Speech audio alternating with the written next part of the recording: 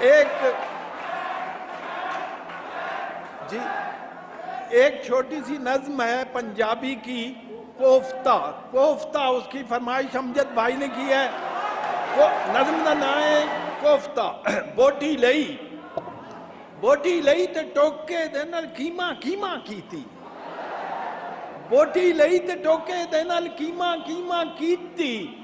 मेहनत करके उस कीमे दी फेर बनाई बोटी।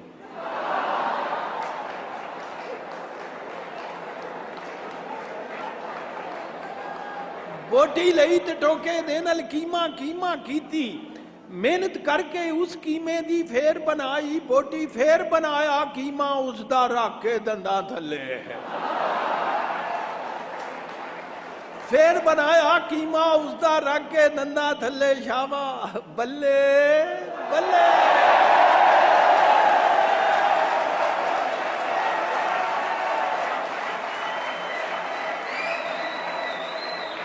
बोटी लई ते टोके दे नाल कीमा कीमा कीती। मेहनत करके उस कीमे दी फेर बनाई बोटी। फेर बनाया कीमा उसदा रख के दंदा थले। शाबा बल्ले बल्ले।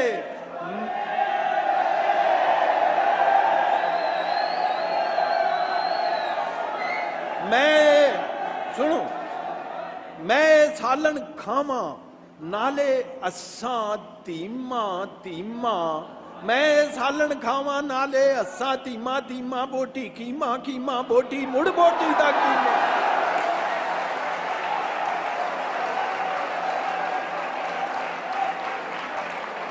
मैं सालन खावा नाले हसा धीमा धीमा। बोटी कीमा कीमा बोटी मुड़ मोटी दा कीमा।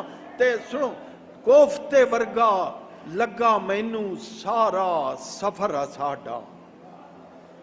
कोफ्ते वर्गा लगा मैनू सारा सफर साडा।